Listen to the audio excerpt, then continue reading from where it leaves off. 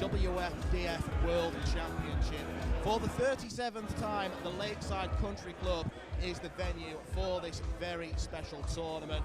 There are 80 matches this year. It's expanded, it's bigger and better than ever before. 4 trophies are on offer, the boys, girls, women's and men's, which is going to be the focus this evening. My name's Dan McCarthy. I'll be in the commentary box for the duration, and my 2 co-commentators for the evening are alongside me. First of all, we have a man who bleeds WDF. It is the Inside the WDF podcaster, Andrew Sinclair. How are you doing, Andrew? Very good, Dan. Very glad to be here. Big tournament, bigger and better than ever before, as you said, and 4 great games to get started in this new Friday slot. And joining myself and Andrew is a man who's played on this stage before. He's played on the Alexandra Palace stage before, but more importantly this week, he is Kai Smith's dad. Raman Smith, welcome back to Lakeside. Thank you, a pleasure to be here at the home of World Darts. You've played on this stage before. Just explain to the viewers how special this occasion is for everyone. Yeah, it's fantastic. If you're a rookie or even if you're an experienced player, as soon as you touch that back room, it's on. You've got the photos of the greatest players that have ever played the game on that wall, and you know that you're part of something special. So to be a player here on that stage, as soon as you hit that race, your heart just pumps. You're ready, you're keen, you're part of history, and it's something you can't explain. You have to experience it to be able to explain it. And obviously you're not just going to be in the commentary box this week, you're going to be offering support to Kai, who qualified via the South Australian Open last year. How's he feeling ahead of his Lakeside debut? Yeah, he's nervous, as he should be. I mean, he's a young lad playing on an iconic stage, and yeah, he's really keen to follow my footsteps, and hopefully he does well. I think, yeah, he'll put the nerves aside and get on with the job. He's got experience on the alley pally, so yeah, I think he'll be well.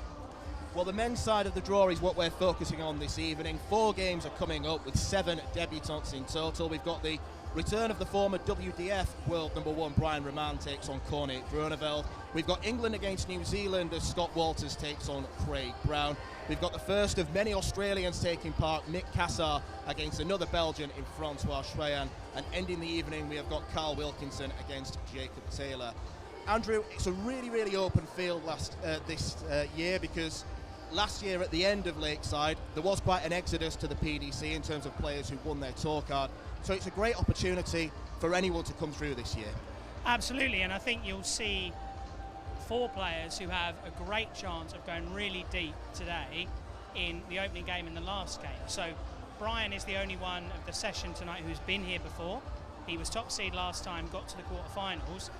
He's had a tough year coming off the PDC tour, rebuilding his arm after injury, but he won the Italian Open in September. He's looking sharp, even beat me at the World Masters, so he must be in good form. And then he's playing a guy in Groeneveld who changed jobs earlier this year, is now practicing a lot more, has more time to practice, and his game to qualify here, one of the most impressive displays of finishing I've ever seen, beat Paul Mitchell 6-3, 5-ton plus finishes in 6 legs from him. So Cornet's very capable, they're both very fast, should be a great game, and 2 great players in the last game of the session as well, Carl and Jacob. Well, Brian was the number 1 seed 2 years ago, and touching on this year's number 1 seed, a man from down under, Danny Porter, the first time in 22 years that an Australian has been the number 1 seed. How do you think he's going to fare in his 2nd year at Lakeside? Because he admitted last year he badly underperformed, but he's feeling more confident this time around. Yeah, I think it's more underprepared. So now he's got the experience on there under his belt. I think he'd be better prepared. So the more you can prepare, the better your performance is going to be. So I think it'd be okay this year. Andrew, you follow the WDF system very, very closely indeed. Who in your mind are the real runners and riders for the men's tournament? Yeah, I think Ray's right about Danny, where last year Danny probably wasn't as prepared as he could have been. This year he's been to every WDF tournament in Australia, was at the Alice Springs last weekend. He also went to the New Zealand Open. So Danny is consistently has the ability to go deep. I think Brian, Cornet, Carl, Jacob, I think even Francois Schwan tonight is a great player people might not know a lot about. But I think you look at the bottom half, right? Jimmy Van Schie, no one's won more WDF titles than him this year, 8. Neil Duff, he's won on that stage before. And Gary Stone from Scotland, who, scoring-wise, is as good as anyone here, just hasn't had the rub of the green in the past. Well, Jimmy Van Schie is the bookmaker's favourite for this tournament. As you mentioned, Andrew, He's won more WDF titles than anyone this year. He's been playing so much darts across all the circuits. I mean, how difficult is he going to be to stop? Yeah, I think with Jimmy, the scoring is so impressive from him. He's a great finisher, but I don't think many people are going to score more 180s and 140s than him. And that relentless scoring power, especially as we get into the longer formats, is hard to deal with. I think the relentless part is the biggest key there. So when you're playing on the stage or you're playing in front of big crowds, there's already enough pressure there. If you've got somebody up there banging 140, ton, and then taking out the finishes, that puts more pressure back on you. So how can you handle that? How can you come up with a plan? Or are you patient enough to sit in the pocket and let him burn out and then take your chances when they come along? But at the same time, is Jimmy going to give you a chance? His leg-on-leg pressure, his performances have been consistent, reliable, and as you said, his finishing's always on point. Raymond, I think I probably know the answer to this question that I'm going to ask you, but which game in particular are you looking forward to? Obviously with a nod to Nick Kasur, someone you know very well from Australia. Absolutely, I'm looking forward. Kasur comes from a great pedigree. He's developing really, really well in the Australian circuit at the moment. I'm looking forward to that game. Obviously, I'm looking forward to my dad moment and watching Kai, but tonight, for me, it's all about Kasur. Yeah, it certainly is. I'm going to put you both on the spot now. Who wins the men's tournament? I don't think you can go past Jimmy at the moment, can you? For a bit of variety, I'll say Gary Stone. The way the draw works out, those two probably play in the quarterfinals, so I think for me that's where the title was won and lost, but there's 46 other players, right, who want to do it and have the ability, but they're the two I would look at. Who do you think could potentially be a surprise package and come through the field? For mine, I think Peter Machin. I'm not sure if this is going to be his last hurrah, but he's a World Trophy winner. He can win, he can play on stage, he can play the big games, he can play the big averages, a lot of experience, a lot of international experience, knows how to be patient under the pump.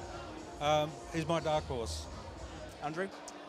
Yeah, I'll be cheeky and go with two. I think Carl Wilkinson, who's playing tonight, he's won the Isle of Man Open this year, won the British Open this year, a very good player. I think he has got the ability to surprise a lot of people. The other one I'll say is Shane McGurk, who we'll see in action tomorrow. He'll be the first Irishman to play in a men's World Championship here in a decade. Won the Irish Open last year. He's played on the Pro Tour.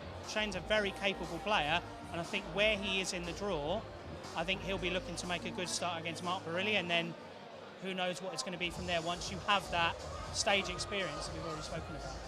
Just moving back to tonight's action, obviously we've got Brian Raman and Groeneveld kicking off the show. Two very, very fast players. These fans in attendance should really be entertained by that one. How much pressure is it to open the show in a tournament, Raymond? Yeah, absolutely. Like, you're setting the scene. Like, I haven't had the opportunity to play the first game of a tournament, but I played the first game of the night. And even that in itself is nerve-wracking because you know what time you start.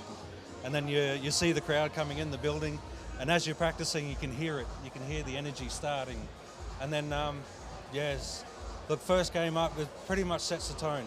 And I think we've got a great game to set the tone.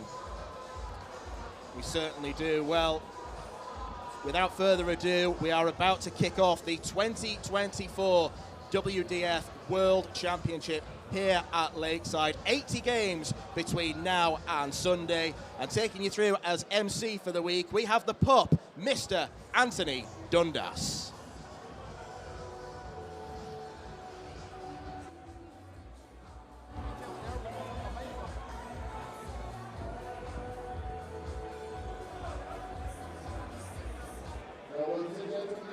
To start our first match in about 1 minute time.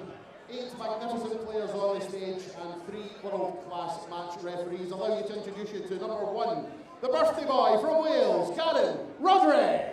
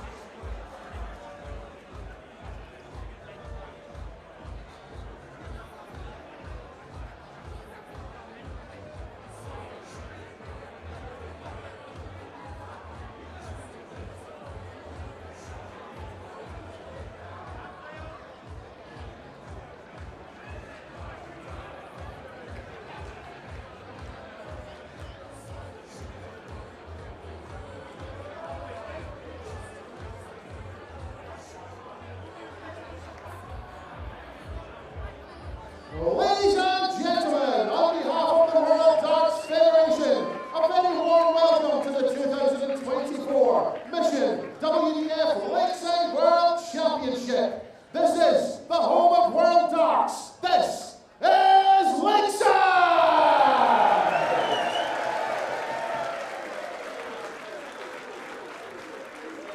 We begin the men's first round, played over the best of 3 sets. And we welcome to the stage, first of all, a man making his Lakeside debut after coming through the World Championship qualifiers. This year's Belfry Open finalist, the reigning Antwerp Open champion from the Netherlands, Groeneveld, Groeneveld!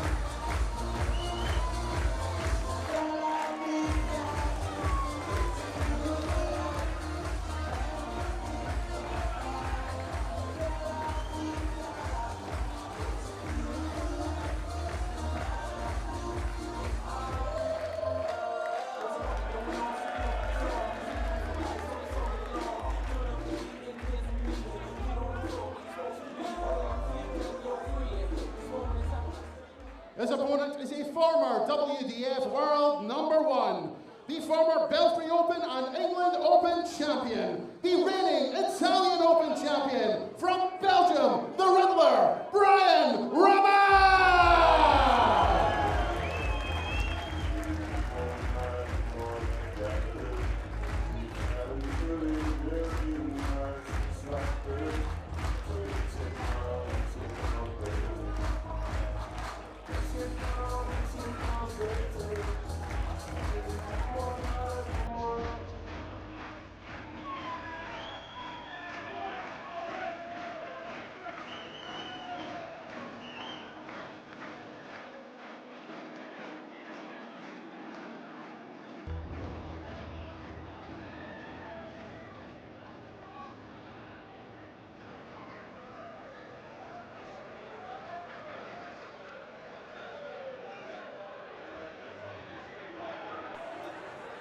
Well, our Lakeside love affair can begin once more. It's a very warm welcome along to the 2024 WDF World Championship, the 37th time this tournament has been staged in this wonderful venue. The focus first up is on a man trying to emulate his countryman from 2023. Andy Bartons became the first ever Belgian World Champion last year in fantastic fashion, dominating nearly every game en route to the title. Brian Raman was a #1 seed here 2 years ago, beaten by Richard Veenstra in the quarterfinals. There have been signs this year that he's getting back to his very best. But it's another Dutchman who's looking to trip him up at the first hurdle in the form of debutant Connie Groeneveld, who came through the qualifier in Budapest in spectacular fashion. 5 ton-plus checkouts, including a 1-4-3 to seal his spot at Lakeside, beating Paul Mitchell 6-3. My name's Dan McCarthy. I'll be in the commentary box for the duration of the tournament, and alongside me is Mr. WDF himself, Andrew Sinclair. Andrew, when the draw was made, I think a lot of eyes were on this fixture in particular because it could be really fast and really spectacular. Absolutely. You know, Brian is the only man in this session who has played here before and got to the quarterfinals last time round. Everyone knows what he's about. Cornet, a newer face to some, but very quick and very talented, as you mentioned with that Budapest qualifier victory. Yeah, Cornet is relatively little known in the darting world, and if you've never seen him play before, he's the one with the slick back hair and beard. I mean, Cornet, he's best friends with one of our referees here, Mr. Marco Meyer. They play in the same. They play in the same local pub team on a Thursday night. So, yeah, Marco's spoken to me about Cornet's talent for a long time. But Cornet used to work. He used to work as a chef, Cornet, which just meant that he worked unsociable hours. He wasn't really able to travel to tournaments or practice. But I mean, he got to the Dutch Open last year. So the ability's always been there. Recent change of job has opened the door for him. Looking for his first leg at Lakeside. He drags it quite a long way south of tops, but Brian Raman not on a finish. 59. Double 10 then for an early nerve settler, and it's right in the top corner. Excellent start from Groeneveld, a 16 darter to get things going. That'll just make himself feel an awful lot better, won't it? Yeah, absolutely, because I mean, Cornet, with being a relative newcomer, he's got minimal stage experience, right? You know, he won the Antwerp Open back in August. He beat Cliff Pryor, who we'll see on Sunday.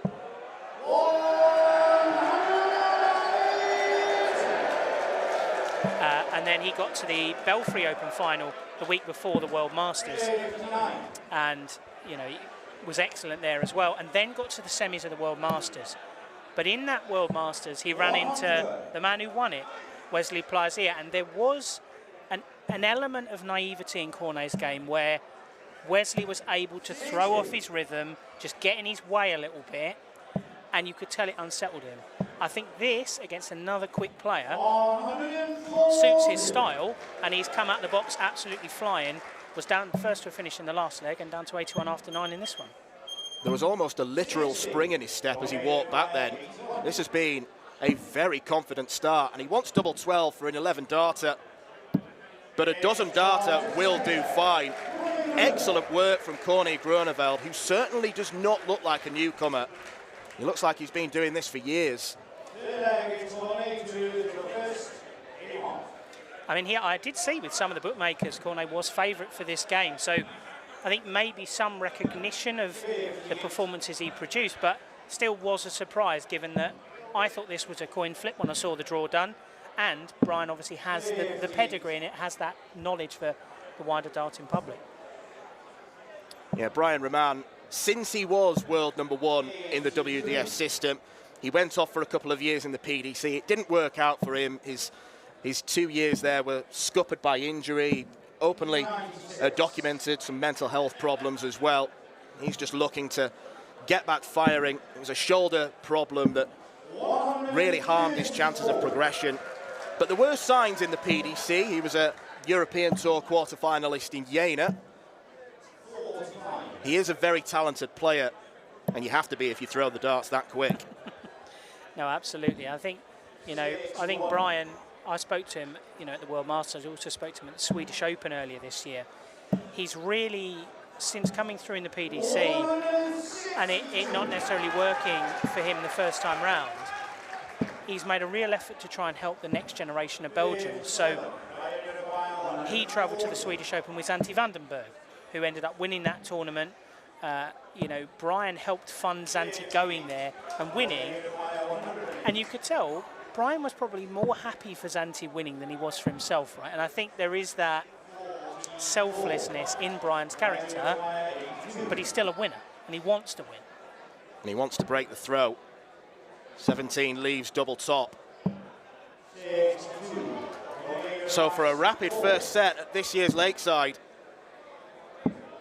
double top for Groeneveld. It's 1-0 to the Dutchman. What a start for the man that they nicknamed Greenfield. Which is actually the literal English translation of his surname. So maybe not the most creative of nicknames we'll see here this week. One of the nicknames that makes you ask questions, at least. So that's kind of the hallmark of a good nickname. Cornet with the cone-shaped monogram on the back of his shirt.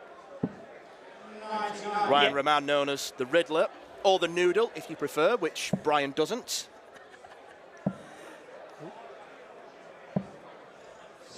Well rescued. It is a very quick format as well, first to 2 sets, so Brian has got to get his skates on. Not yet had a dart at double. He arrived quite late last night.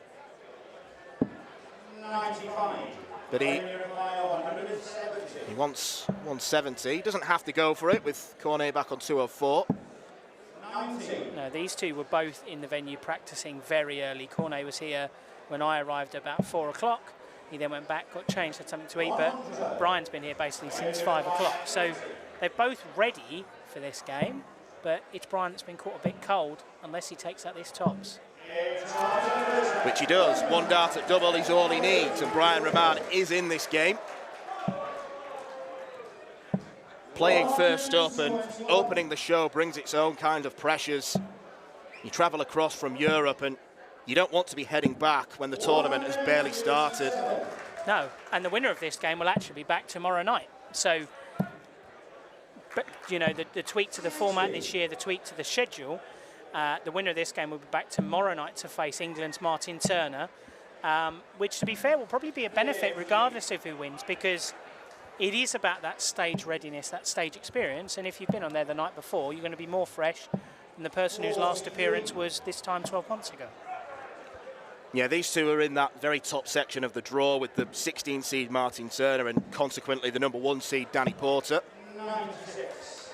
And we'll see Danny, who is wearing a very fetching Crocodile Dundee cosplay tonight with a lovely, you know, the hat with the corks on. He's got a giant inflatable crocodile as well, which certainly made me laugh when I saw him in the practice room earlier on tonight. Yeah, just in case you don't know what nationality he is.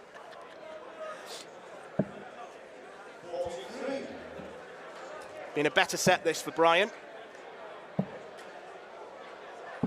But that's a terrific setup shot from Cornet, meaning that Brian may need to take out this 167.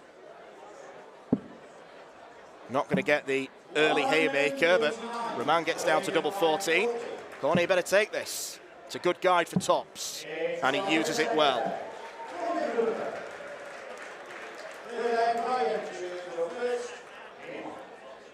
Yeah, no sign of nervousness here from Cornet, so I do imagine he did learn. He did learn a lot from that game of Wesley Plaisir in Budapest, where I saw him afterwards was visibly frustrated with the fact that his first sort of big tournament stage game hadn't gone the way he wanted, but put that behind him and won that qualifier the following day and looked the class of the field there, to be honest. There's no question that Cornet has made a lot of progress in very little time. 100. I did actually meet Cornet at the Dutch Open when I was introduced by Marco Meijer to the team that they represent, and I asked the room who's the best player, and 5 hands in unison pointed towards Cornet. I didn't realise he was that good, but he's proving himself in the early stages here. Yeah, at the World Masters in Budapest, I spoke to Marco and I said, who's the player you're watching out for this week? And he went, Cornet. He said to me, Cornet will win something this week, mark my words. I don't know whether it be the World Open, the World Masters or the qualifier. Cornet will win something. He's playing that well. And turned out semi at the World Masters and their Lakeside qualifier. So hat tip to Mr. Meijer. He knows his onions. Yeah, we won't be saying that too many times this week, I don't think. It's one of those games where you almost don't want either player to lose because they're both really good to watch. They're both very nice, affable lads. And quick, entertaining players as well. But they're no shrinking violets either. Both of them have spoken very confidently about their chances. 100. Big advantage for Cornet in this leg, which means Brian Raman would have to serve out to win the second set or lose the match. That's how quickly things can go. 8-8 for Groeneveld. Not too far away from a 12 darter. 1-2-7 and not game.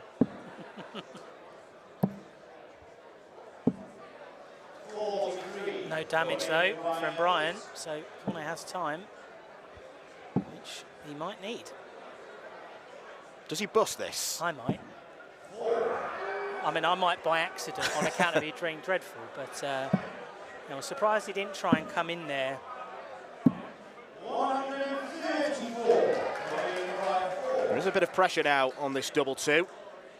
Taking a little bit of time. Getting closer.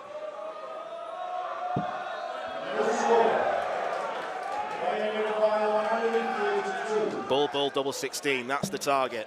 Oh, he's a long way off. Back up the road in Camberley, I think that single 5. Cornet's missed 6 darts to win this leg, but he doesn't miss 7. A magnificent 7, and now all the pressure is on Brian Raman to win this leg.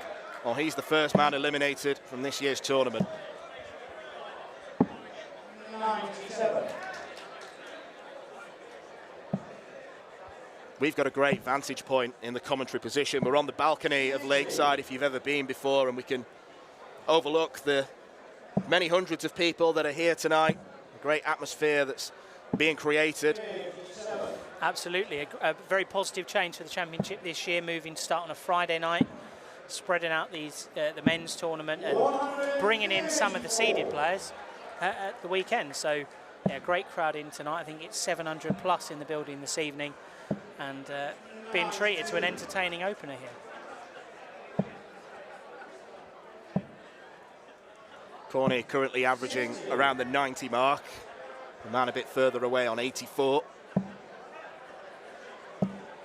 Been a good solid opening from the Dutchman. Yeah, he's looked very assured and continuing that progression that started with that Antwerp Open run back in August, and who knows where it'll end come the end of this championships.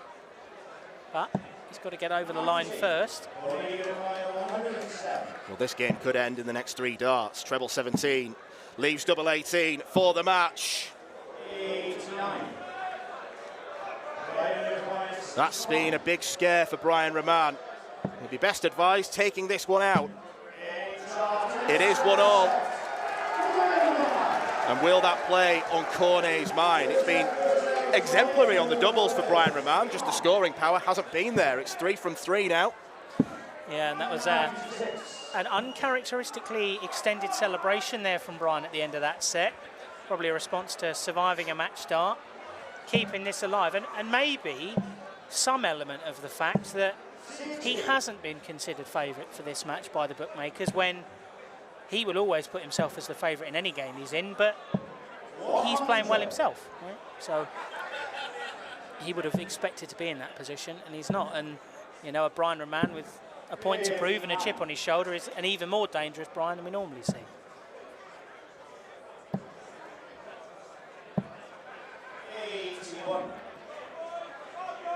Brian, one of 2 Belgians taking to the stage this evening, looking to repeat what Andy Barton's did last year. It was a stunning win for the beast from the east. 100. Absolutely. And yeah, Francois Schwan is in the 3rd game of the evening tonight. Outstanding player. Pressure on this 1-2-4, 14 or treble. Leaves the bullseye for Groeneveld. 77. Brian takes this. He becomes favourite for the match. Double 10. It's found in the top corner.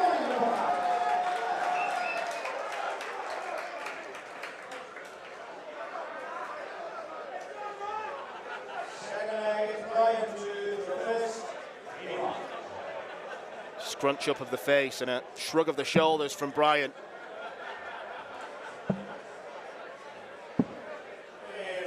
Well, that's not a great start. Those 2 darts at treble 20 were wild.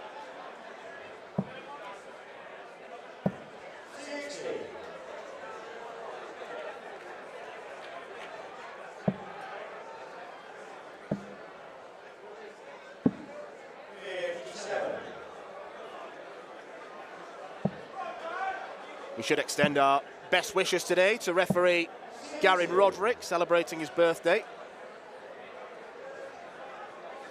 Absolutely, and showed off his own darting talents earlier today. They had a test stream to make sure everything was working, and Garin fired an absolutely mustard maximum from the Welshman. So, yeah, very impressive stuff from the birthday boy. Garin's right arm definitely in working order. 180. He is beginning to find that scoring power, and we hear the phrase first start merchant a lot in darts these days. It really does apply to Brian.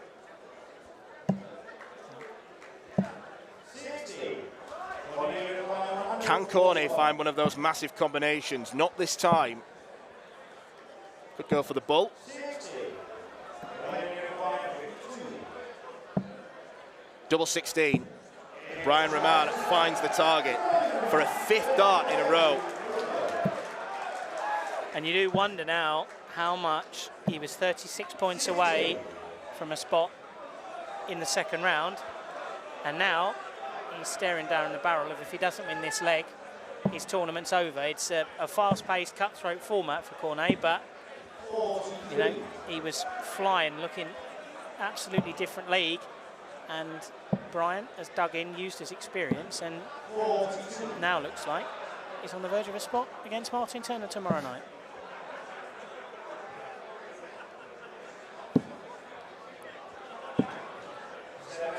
Scoring from Cornet has dried up in this last set.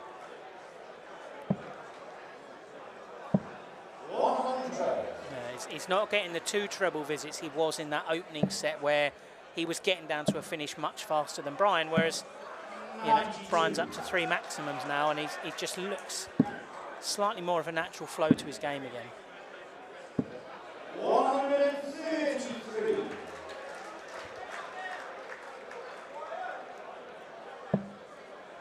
Cornet could have gone looking for the bullseye then, because it would have left the finish. I was going to say, it's slightly curious decision to stay on the 19s then from Cornet.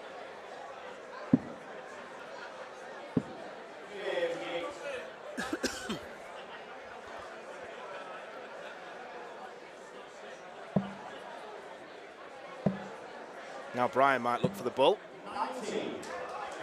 Good ball management. Maybe irrelevant. Can he squeeze that through? No, he can't. Outside chance then for Brian Raman to seal victory.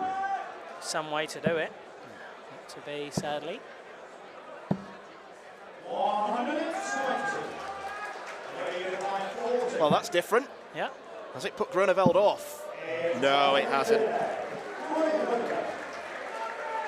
Well, that stopped the rot from Cornet. Brian having won the last 3. Slightly wayward final dart there from Brian, but this will be a confidence-boosting win for either man here, because you know you'll have played someone of a similar ability, you know you'll have been in a contest, and then you're going into that bigger format, that best of 5 sets tomorrow, you know, against somebody Martin Turner who's dogged, he's a scrapper, he's not going to give up without a fight. So this is going to put both men in good stead, whereas sometimes you play an early game that maybe isn't too competitive, it doesn't help, it ends up being more of a hindrance because you've not warmed to it properly. 100.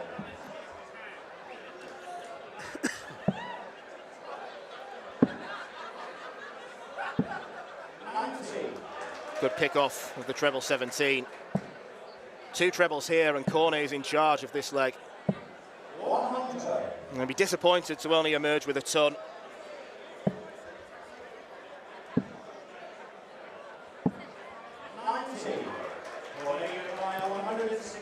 Well, this would be mega.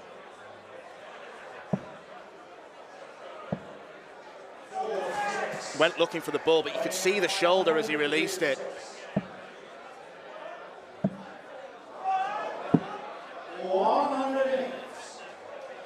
He makes you think, does Brian, doesn't he? He's had a match start of his own now, Mr. Raman, and he'll get some more. A ragged visit from Groeneveld. Well, that was Brian's first missed start at double, but he's left double 14, and he has killed off the debutant Cornet Groeneveld in rapid, quick time. A game which only lasted just around 25 minutes. Brian salutes the crowd. Cornet gives them applause as well. We always thought it was likely to be a tight and tense tussle between 2 players of a similar pace and similar ability, but it is Belgium that triumphs over the Netherlands. Brian Raman, a 2-1 winner against Cornet Groeneveld.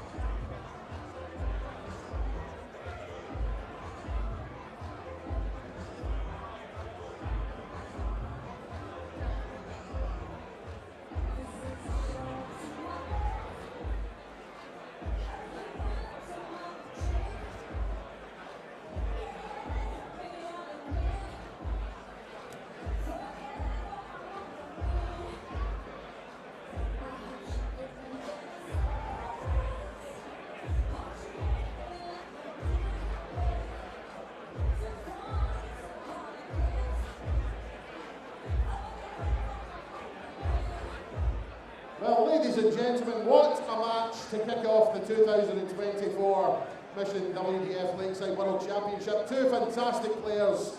We will see Brian Raman back on the stage, and I am sure Courtney will be back at the Lakeside again. Far too good not to be. We are going live with our second match of the evening at 8 o'clock, so that is about 17 minutes from now. We will be back on with the second of our matches as Scott Walters takes on Craig Brown. Now remember, ladies and gentlemen, we do have the Quiff Zone over in Bob's Bar. Head over there, spend £10, get £30 free to bet. And of course, remember that we are selling the match used dartboards. £75 gets you a dartboard signed by all the players playing in this session. A bargain, absolute bargain. Well, ladies and gentlemen, I have to say, for the first time, the walk-on was okay. It was all right. But you have to work on it. You have to be a little bit better. So, for the second match, when you see me standing here and do this, that means we want you up, we want you on your feet, we want you ready to welcome the players onto stage. If you get yourselves down to the front, please do. If not, stand at your tables, not on the tables, just at the tables. Get your hands up, sing along with the walk-ons, and give the players a magnificent welcome to the Lakeside stage. 15 minutes or so until our next match. Scott Walters and Craig Brown.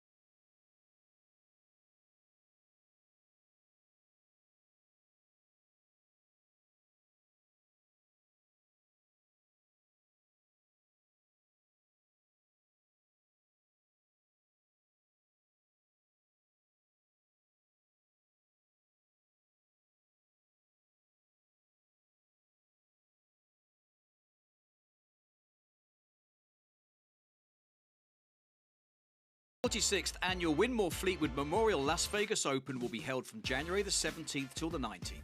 Sin City welcomes you to come and play in the entertainment capital of the world.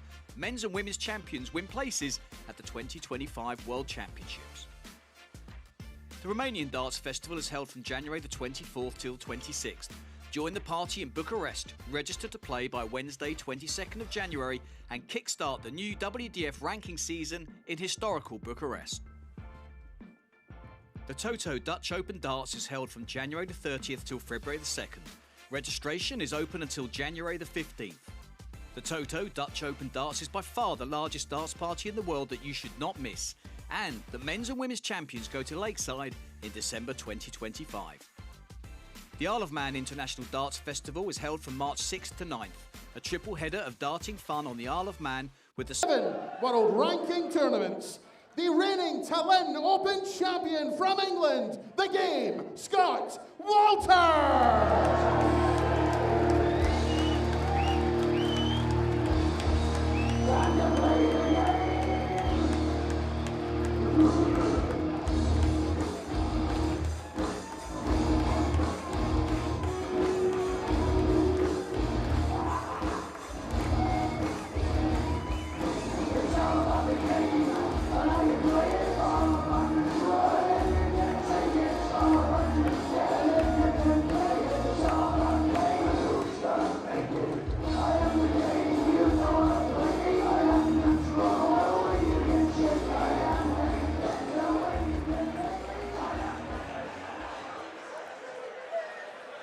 So hot on the heels of Brian Raman making it through to round 2 with a comeback victory against Dutchman Corné Groeneveld. We have 2 more World Championship debutants in the form of Scott Walters of England and Craig Brown of New Zealand. For Walters, his philosophy to the sport seems to be, have darts, will travel. He's one of the most nomadic players on the WDF circuit. Look at the countries that he's played in recently. Ireland, Malta, Latvia, Hungary, Italy, Sweden, the list goes on.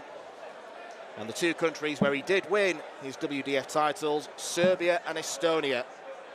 He is more than happy at doing some globe-trotting in order to make a name for himself in this sport.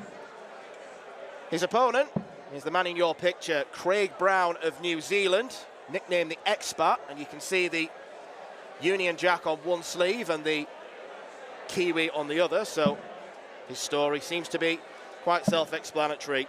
Scott Walters does arrive into this game as favourite, with Craig Brown not really playing too much outside of his homeland. Delighted to say that Raymond Smith, the guru, has joined me in the commentary box for this one. You've actually played Scott before on the Modus Super Series stage. How much damage do you think he can do throughout this tournament? Yeah, Scott can do a lot. He's a prolific scorer, and I remember at times just sitting back thinking, yeah, if I don't throw a 180, I'm behind. But I did notice with Scott, and the same with Craig, from observing Craig around the Trans-Tasman region. Yeah, a lot of it depends on the first start. If that first start goes, then yeah, they can get onto a run. Yeah, no one has travelled from further afield in the men's tournament than Craig Brown. Has a running average from the results that we've got on our database of around 73.5, so you don't need to be a darts expert to realise he's going to have to significantly raise his game against Scott Walters. But in many respects, there's no real pressure on Craig because he comes here as second favourite. He's a debutant. No one's really expecting him to have a run, so he can try and just freely play darts. Yeah, absolutely. And a lot of the games in the Trans-Tasman regions, we don't play on stages, so it's an opportunity. It might take a little while to work in, but if you get that opportunity on stage, it can give you an extra leg. It lifts you. You feel a little bit more energised, more focused. It's a long-awaited debut for Scott Walters. He came very close to qualifying a couple of years ago, losing his final round match. But he is plugging away on the WDF circuit. It will be a much different game to what we saw first up from Raman and Groeneveld, 2 of the speedier throwers This one will be played at a more methodical pace. Yeah, especially early doors when they're just trying to field if they're both debutants, they want to get into a groove and find out where they are. They're setting up for the long haul. Especially in the New Zealand space, a lot of it's all straight 9, best of 9. So you're pretty much a sprinter turning up to a marathon. So yeah, he'll have a little bit of time to work himself in, and hopefully he'll take his time to get into it. Yeah, even first to 2 sets is a long format for someone like Craig, who only plays those short leg matches. And set play is a little bit different as well, because again, you go 3-0 up to win the set, and then you change who throws first, so you're going out of sequence. If you're not used to it, it can throw you out. I mean, my first time it threw me off. Double top then for a 119 checkout. And a slow start from both players. Scott's not going to take out 136. Single 19 would leave tops.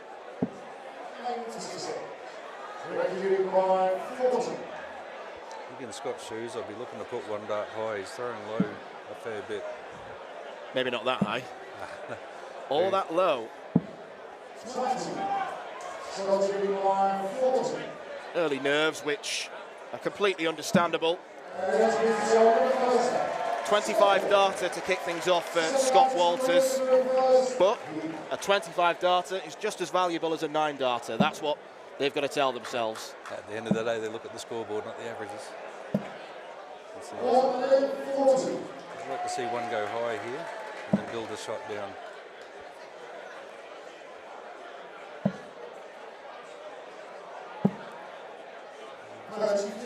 Chasing the treble now. Yeah, the weight was perfect for those 3 darts, but they were just all a bit offline. It's a good set. He's got 2 above high there, so you set your next up. So that's a good dart there. You can feed in on that one. Perfect.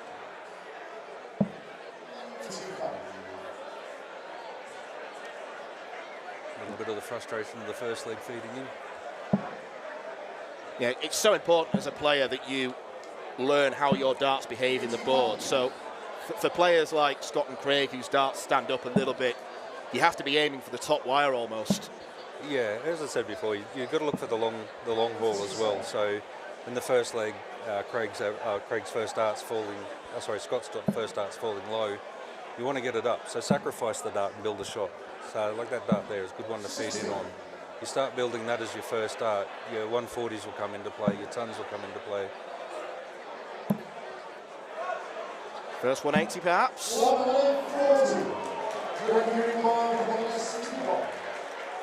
In a better leg from both players.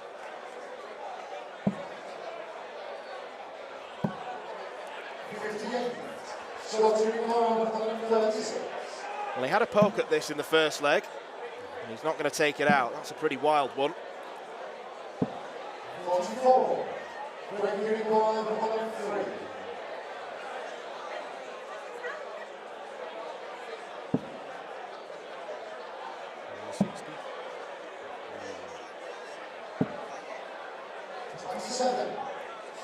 Just get the feeling they're both trying to chase the treble. They want to put the big show on. Treble 17. Great recovery. That leaves tops. 52. Nice dart. Nice and straight. Well, he's got to go searching 25 and bull. Oh, he skipped the bull route. 51-24. You'd have gone 25 and bull in that position, wouldn't Absolutely, you? you have to. You've got to play the percentages. And Craig didn't, and he's been duly punished. 2 tops finishes in a row for Scott Walters. Not playing anywhere near his true ability. We've seen him quite recently throw some really good averages. 102.29 in the World Masters against Darryl Lowry. He's starting to find that first dart though, so I think he's going to set up.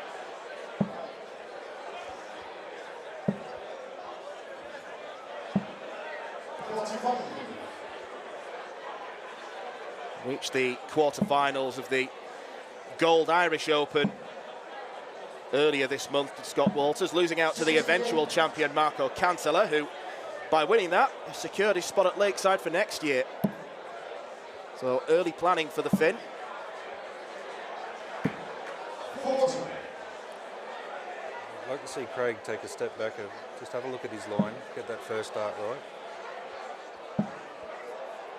Scott's doing much the same. It looks like, again, trying to fight to put on the big numbers. If you're 2-0 up, you can take a step back, relax, try and find your line, find your groove. If you get your line right, this is with darts, especially at this level, it's not about what you hit that counts, it's what you miss. If you're hitting 1s and 5s, then they can throw three straight darts, 3 straight 20s, and they're getting in front, they're building the leg in. But not only are you hitting the 1 and 5, you've got to come back now and hit 2 trebles in the next wall, which putting yourself under that little bit more pressure. If you throw high with the first dart, 1, you're telling yourself that, I'm okay. 2, you're building that shot, that next shot. So when you're building your game, you're confident enough to throw 1 high. You don't put yourself under as much pressure. But at the moment, it just seems they're trying to search for the big shot. They want to go out in the 12 and 15 darters. As we saw in the first leg, a 25 dart leg. It got you over the line in the first part. That's a good dart. It's great on the feed. I think he fancied it. Yeah. 66. Craig leading by 76. Don't hit the single 1, Craig. Oh, that's lovely. Double 8. And you just move inside. 60. Scott leading by 4. Make sure of the first dart. Whether you're going 18s or 60s, or 8s or 16s. That's nice. Up the tops. 84.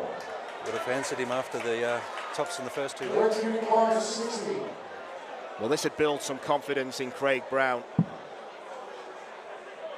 He's not far away, and again, is that awkward? And the score. Scott leading by 20. Chances missed for Craig Brown, several of them. Scott Walters steps in.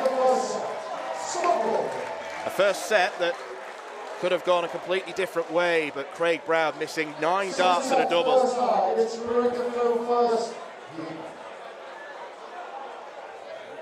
Craig's going to be chasing now, so got to get that first dart right, and he has.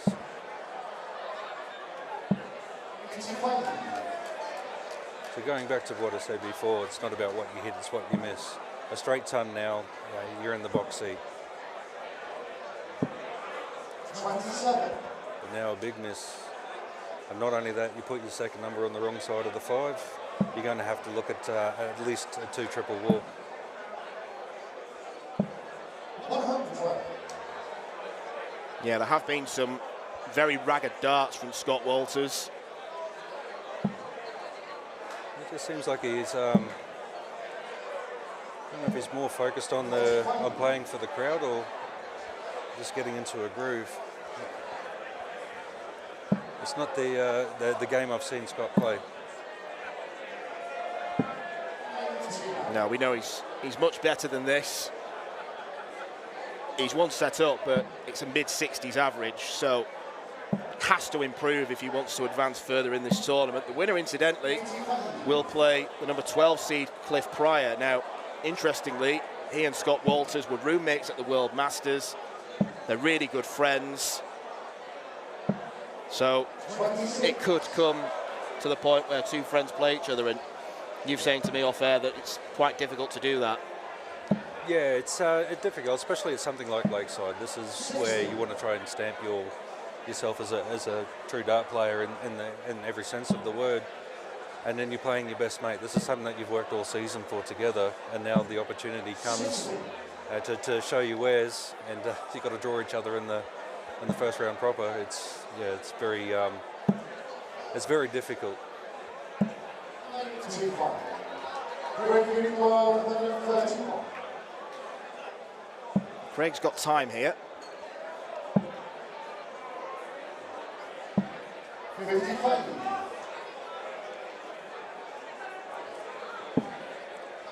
We usually look at darts from, or my darts from a cricket perspective. As a bowler, I want to see maidens. By maidens, I mean I don't want to see ones or fives. I want to see 20, 20, 20. So I want to see the dot balls. So when I'm preparing for all of for these games, for argument's sake, I'm trying to get rid of those misses. Topsford, great. Well,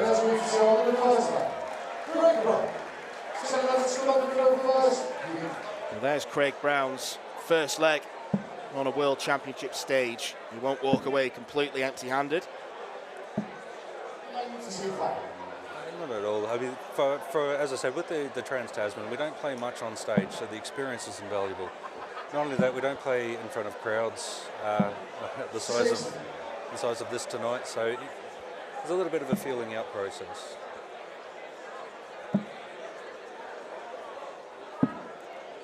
Take home a lot of experience. But if you look at the way he moves around the stage, he's seeming confident, he's seeming in control.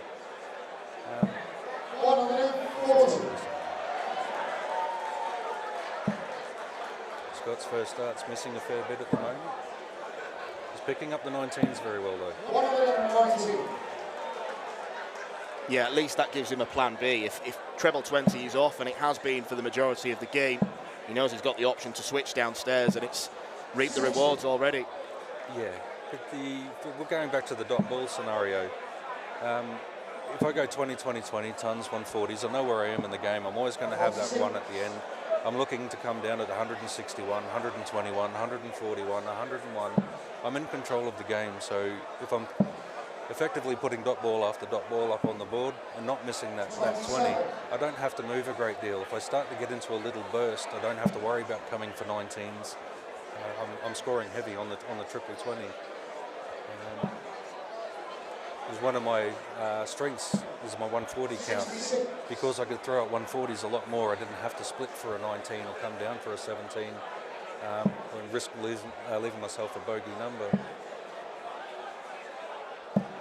60.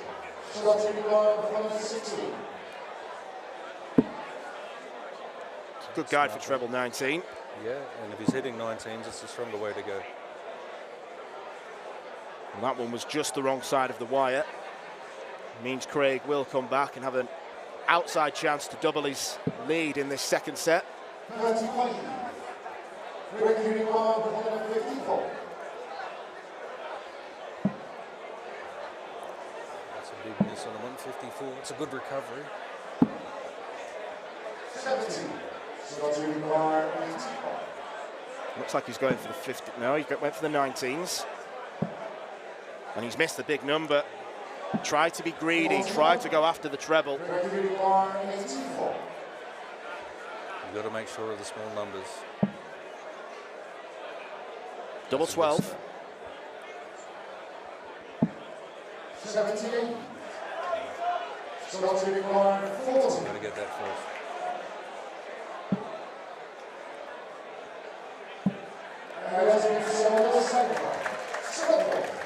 It's all happening for him on tops and tens. It's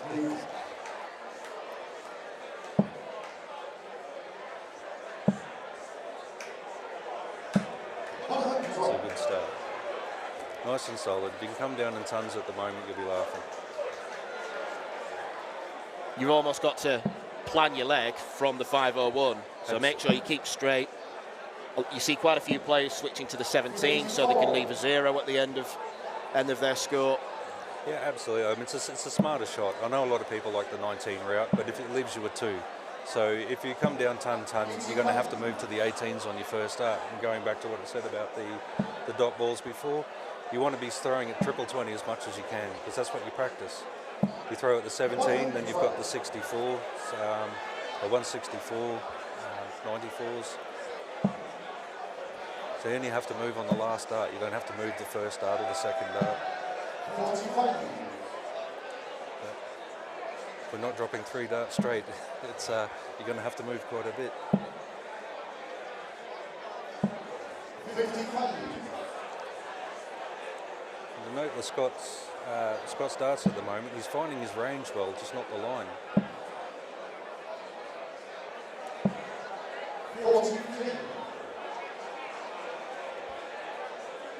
However, he's not being put under any significant pressure.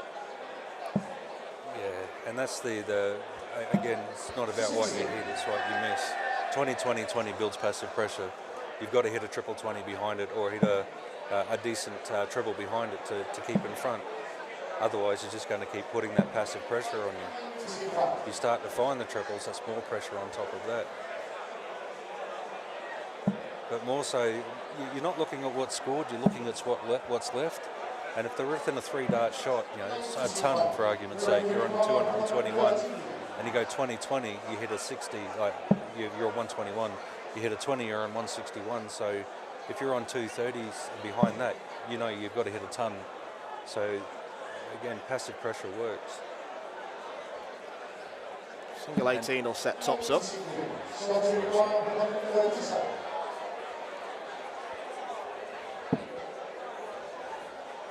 Come up for 18. 57. Regular line 40.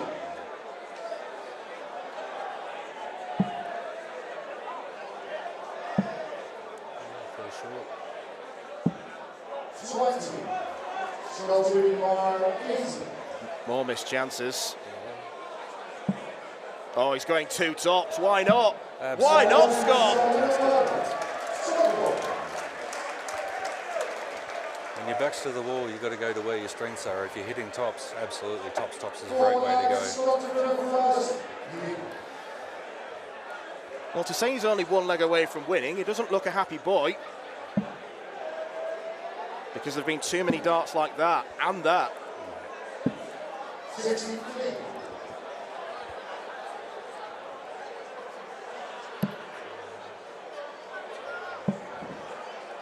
Feed that first one. It's unlucky.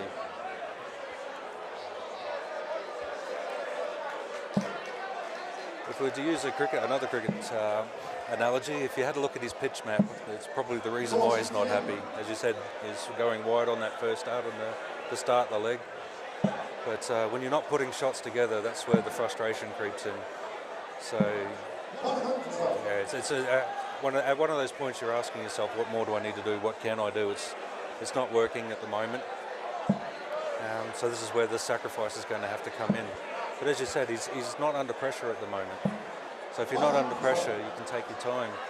But you're at that point when you're playing in front of the crowd at Lakeside and on TV. You just want to get through and you want to burst that big game out. And you're thinking, it's there, I know it's there. You're trying to force it out. But yeah, playing darts at this level and at the elite level, it's not about being the best you possibly can be leg on leg. It's taking a step back at times and trying to rebuild.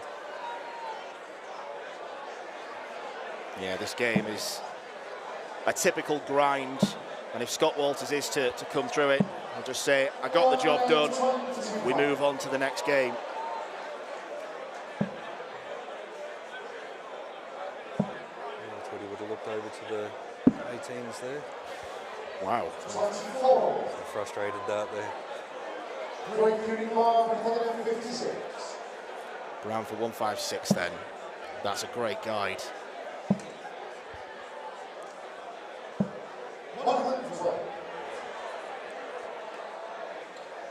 When you are dragging darts, particularly to the left and low, as Scott's doing, I mean, what's the technical fault with that, you think? A lot of it comes down to tension. You're holding a little bit too much tension in the fingers, so when you bring in your hand back, it multiplies. So when you get that little bit too tense at the release point, your fingers just aren't pushing through. That's a lovely finish. Tops is nice to him this time around. Yeah, 7 legs have been won in this game, and 6 of them, I should say, have been won on tops. The other one on double 10, so this is a leg you just want to start straight, bring it down in nice easy tons. Very good Scott's an opening now. But does Scott have the courage? This is where you'd like to see him just have that courage to throw the first dart high, build the shot down. He's on line now. Keep that line.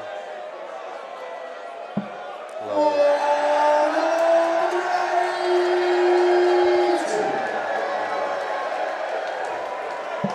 Scott Walters hits a maximum at Lakeside for the first time in his career.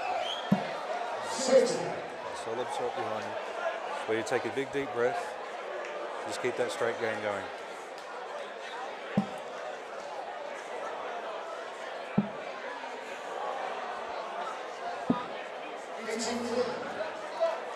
Had all the room in the world to stay at it. I would have stayed there.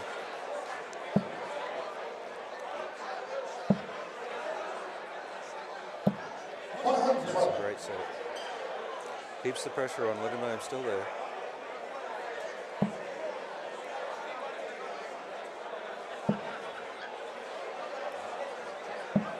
Yeah, you see a little bit tight there. He's bouncing after the first dart.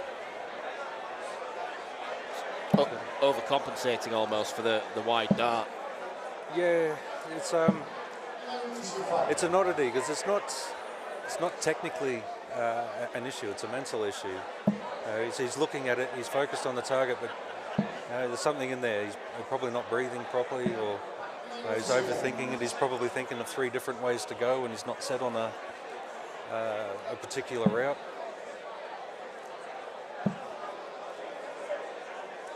This is where you just want to draw a big deep breath, focus, nice and straight the first one. Curse of the commentator. Yeah, should probably be a bit quieter on it. But with the big out shots, you've got to look at getting the first dart as close as you can. If you look at the statistics, you don't hit every big shot you go for. So you just want to try and get close, and if it's your time, it's your time.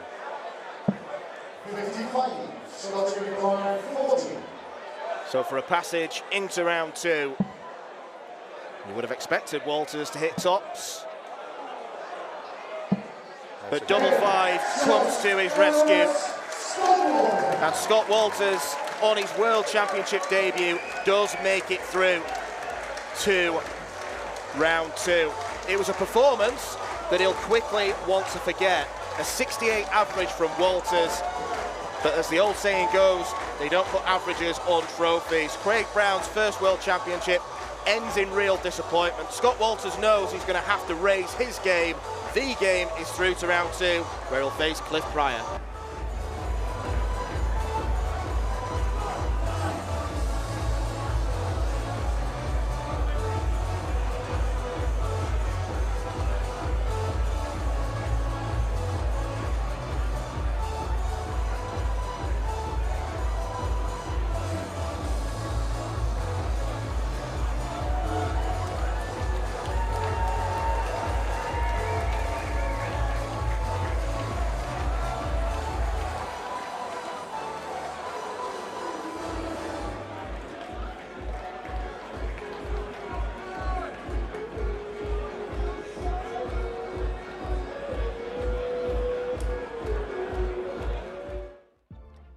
The 46th annual Winmore Fleetwood Memorial Las Vegas Open will be held from January the 17th till the 19th.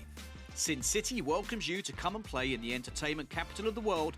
Men's and women's champions win places at the 2025 World Championships. The Romanian Darts Festival is held from January the 24th till 26th. Join the party in Bucharest, register to play by Wednesday 22nd of January and kickstart the new WDF ranking season in historical Bucharest.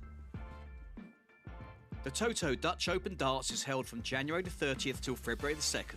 Registration is open until January the 15th.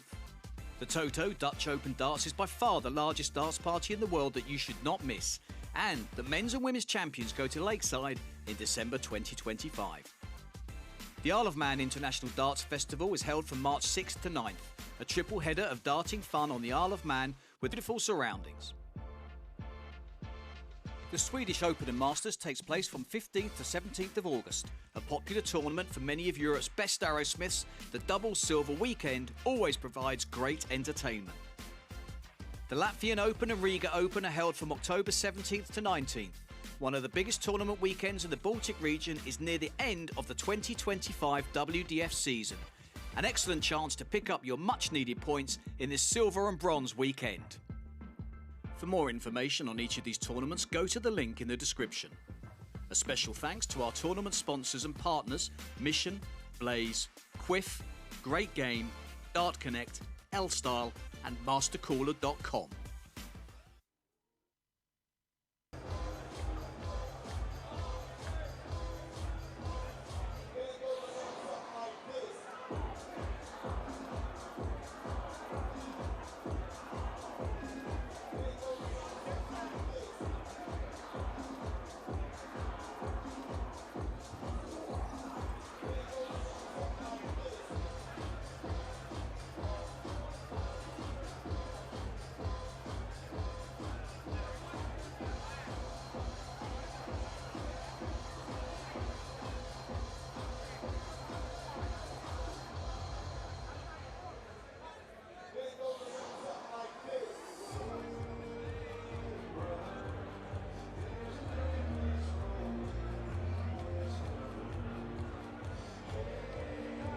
A couple of minutes away. Our third match, our third referee. Please welcome to the stage from Denmark, Christian Sorensen.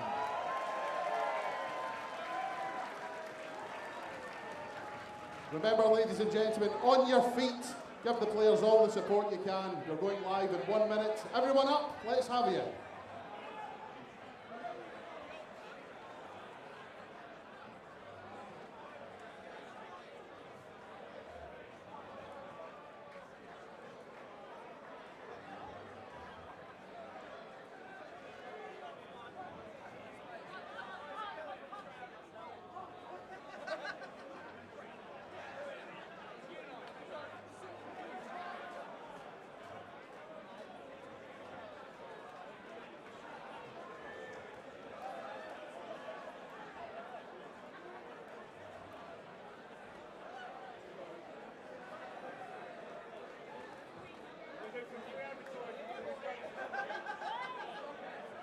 Ladies and gentlemen, we come to match number 3 here on evening 1 of the 2024 Mission WDF Lakeside World Championship.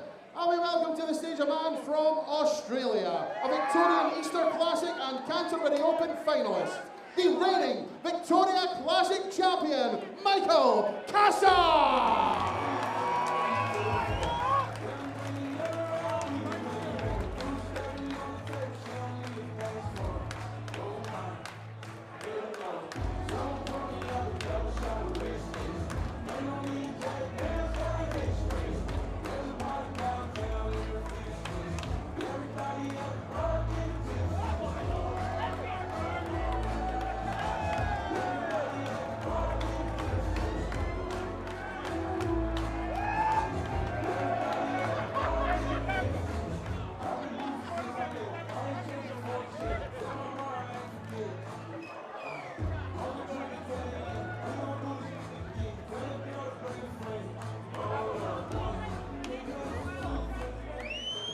His opponent is a former Latvian Open and Belgian Open champion from Belgium, the clock, Schwan!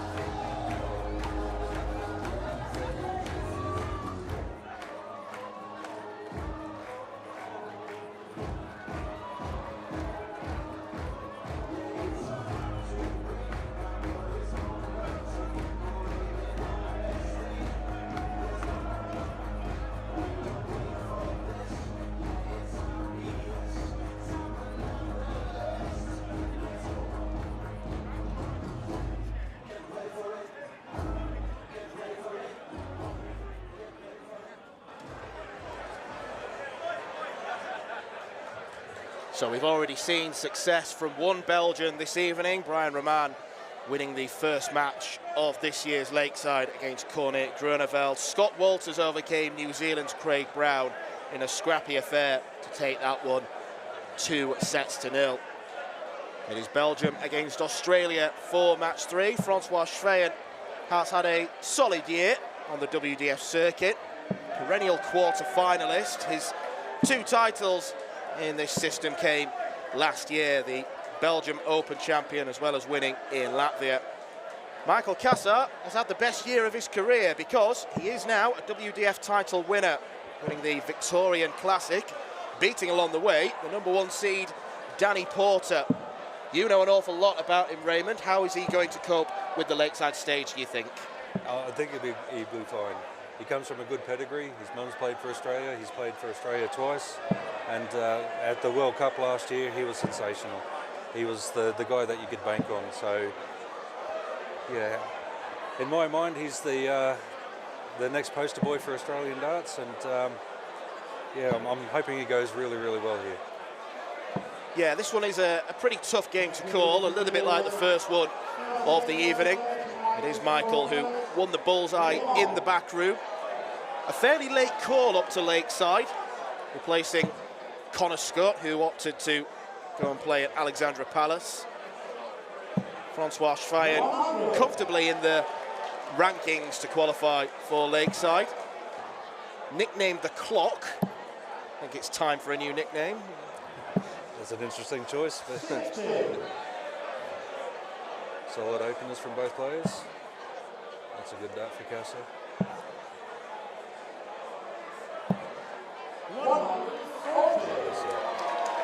Both of them operate at a fairly similar pace. Not slow players, but not rapid either. I mean, when you were playing, did it suit you more to play someone who threw at the same speed as you? Very early on in my career, I couldn't handle slow players. Fast players, you have a tendency to speed up, but as experience come along, I just sat at my own pace and my own rhythm, and slow players or fast players didn't bother me in the end. But Kasur's putting together a lovely opening leg here. We're going back to talking about those dot balls before. Ton, 141 ton, this is where you want to be after 9 darts. Might want to look at the ball. No, stayed at there. Thought he might have opted for the ball to come down for a 96 2-dart finish rather than splitting a 3-dart. Comfortable enough in this opening leg against Francois, who can't get down to a finish from 305. So, Michael Kasur, this has been a pretty confident start. Yeah, nice and solid. Hitting his big numbers. Commentators curse again.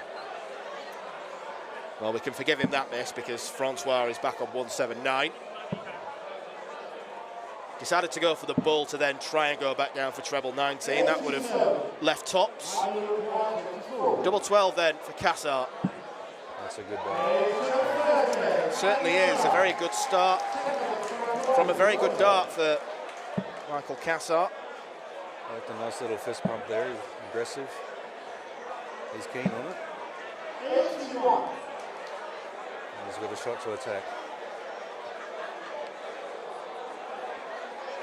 One of 6 Australians in the men's field for Lakeside.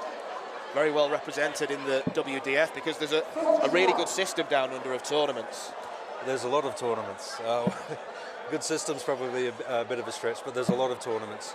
But fortunately, we get the prize money in them to get the tournament points out of them, or the ranking points out of them.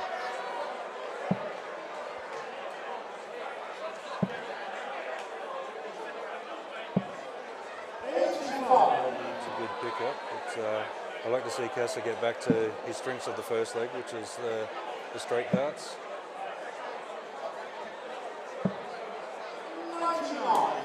It would be certainly interesting if Kasur was to win because Danny Porter awaits the winner of this. It's right at the top of the draw. And as you said in the intro, Kasur beat Porter at the Victorian Open, so yeah, there's a recent history between the two. No, Kasur come over early to get a little bit of practice in.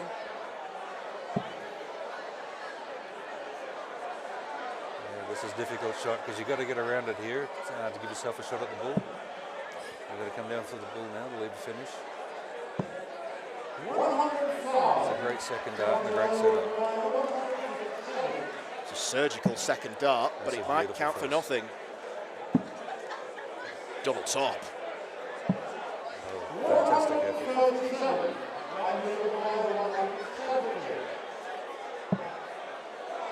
fancy that one. That's a kid in there.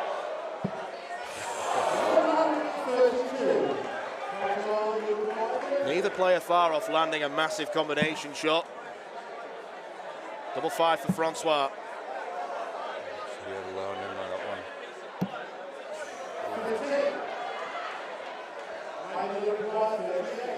And does he split it or go for it? And a little bit of aggressive body language there. Make the smart way. Good Yeah, very nicely done. When you do opt to split it, you are giving away potential dart at double, but in that position, would you have done the same? It all depends on where I am in the game. So Francois missed there and he split the 5, so it makes a lot of sense. But at the same time, you don't want to tell yourself you can't hit something this early in the game. So if you make the decision to go for the 6, you've got to be very strong in your conviction that you're going to hit the 32. Otherwise, it'll be an opportunity missed. And, if you miss that opportunity, you probably sit back and think, oh, I should have gone for the 38, and then you're going to bring in doubt, ask yourself a few questions instead of focusing on the game.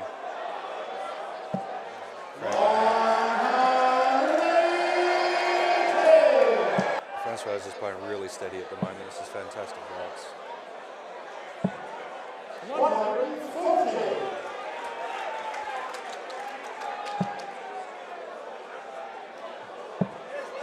Kasur's doing the right thing now. He's just settling back into a rhythm. 100. Just lay the leg down. Sit in the pocket and wait for a shot if it comes, but if not, set yourself up for the next leg. Quite a tentative go at 2 tops there with Kasur back on 260. Didn't need to really take any big risks. I wonder if he's worried about splitting the 10 again, as he did with the first leg. That's right, the second leg.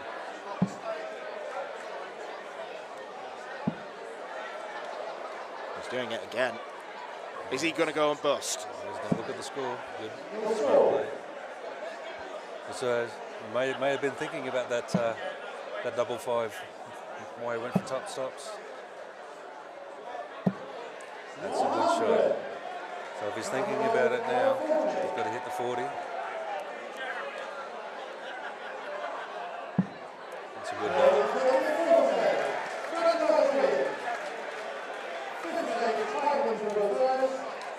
Those are the type of darts that will turn a concern into a strength. So you won't be thinking about the 5 next time, you'll be thinking of dead centre tops. 43. Left an opening here. Francois has been throwing nice and straight. Commentator's curse again. 55. That's 3 in the first 2 games. Yeah. That'll continue to rise. Will the 180 count? 140. Good bouncer there.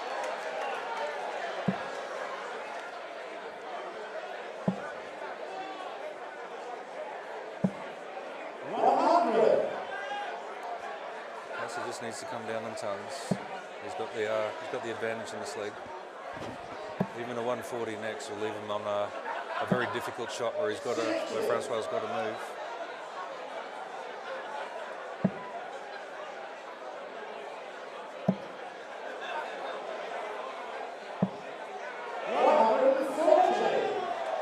Even a max there wouldn't have left the finish. Yeah, so the shot's coming back here, so Kasur just needs a nice little ton.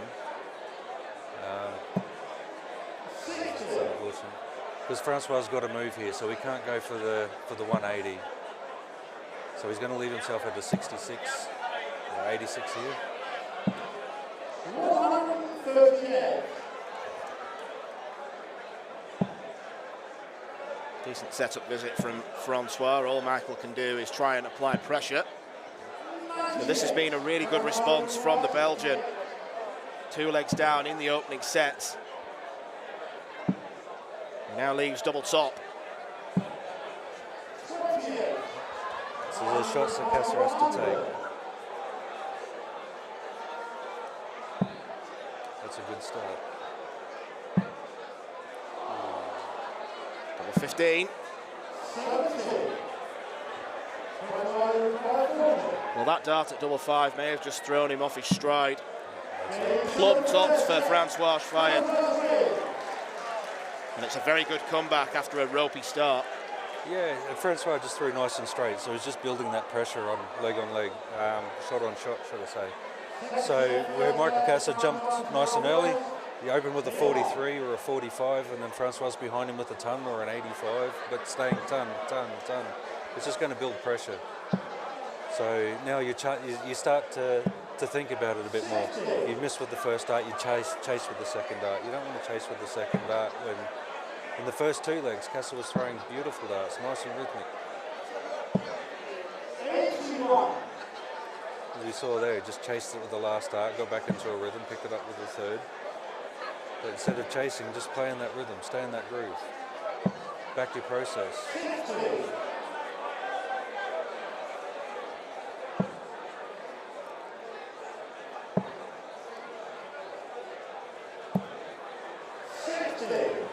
Solid. Stay there from both guys. It's a lovely action that Kasur has got. It's a very straight follow through.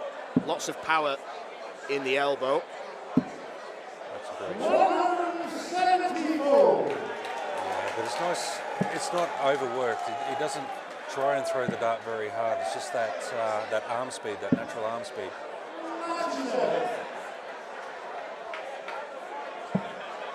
Francois starting to play some really good stuff now. Yes.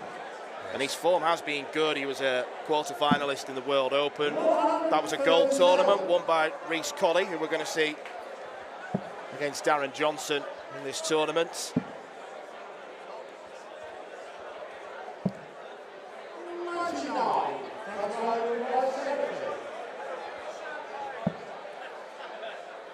Another 15. The tops. Hitting the centre of the bed on that tops is going to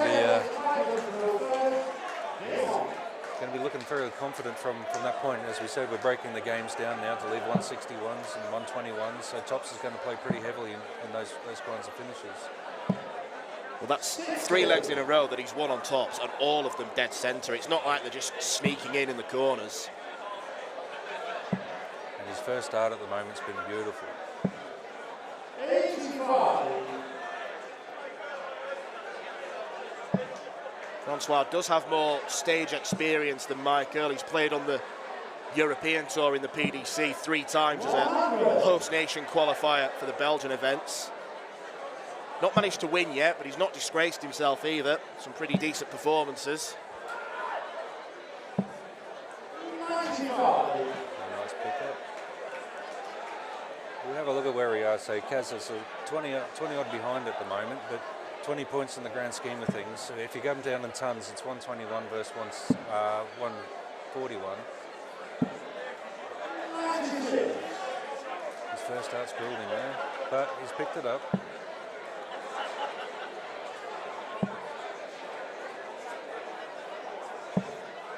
It's a solid set. So Francois can attack with tons, so can Kasur.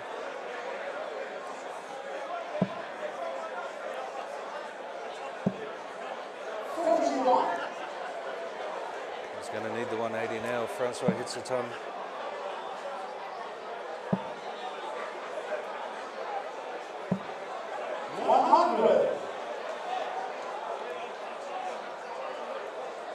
Francois first to a finish, but Michael will back himself to get to a kinder one. Another one of those. 100.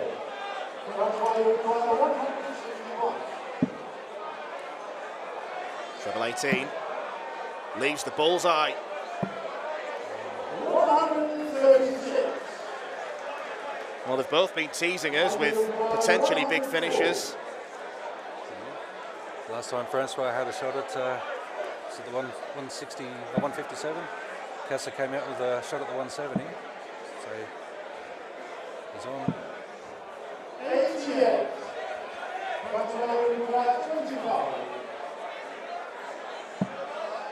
1 for double 12, that's the chosen route. And it pays off. It's another dart that is plumb dead centre in the double.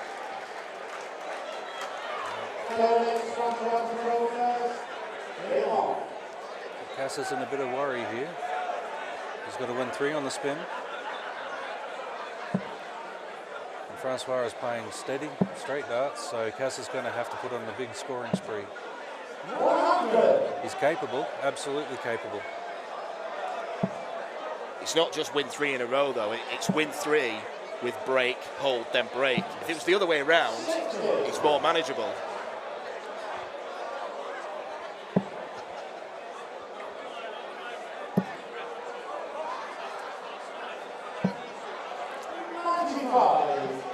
Looks like Francois has got his blinders on, tasting to the finish line.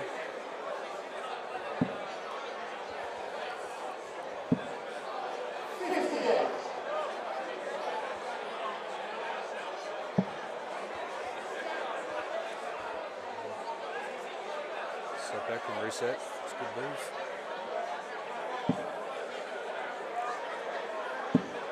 That's a nice pick up. Keeps him in the front runner.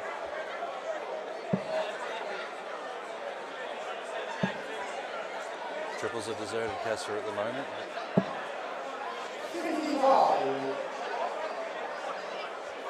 Be hard to stay patient in these moments. You can't see where you're going to find your next treble from, let alone a win. You're just hoping that Francois gets blinded by the finish line. So often it's the toughest double to hit, the one to win a match. Michael made a pretty quick start, but it's unravelled for him.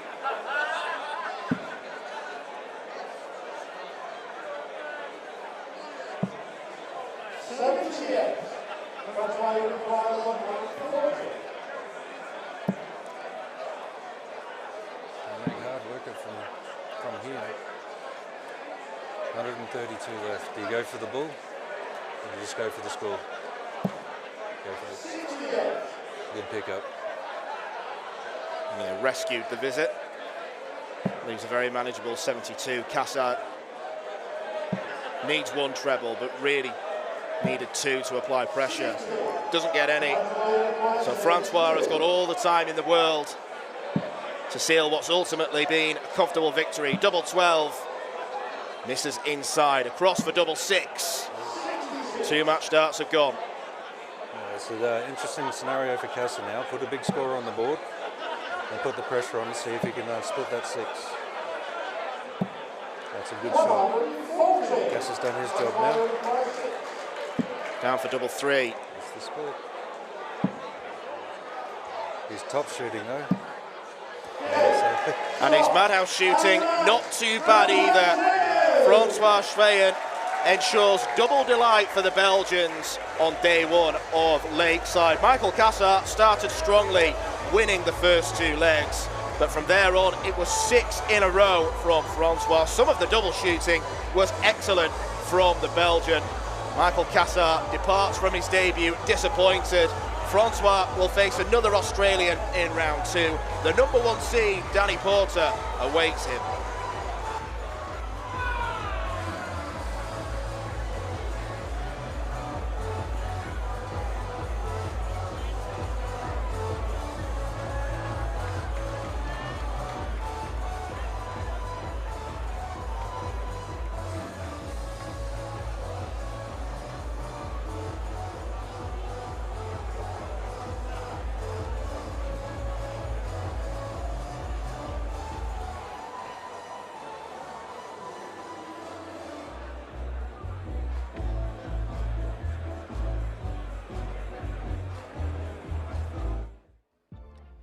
The 46th annual Winmore Fleetwood Memorial Las Vegas Open will be held from January the 17th till the 19th.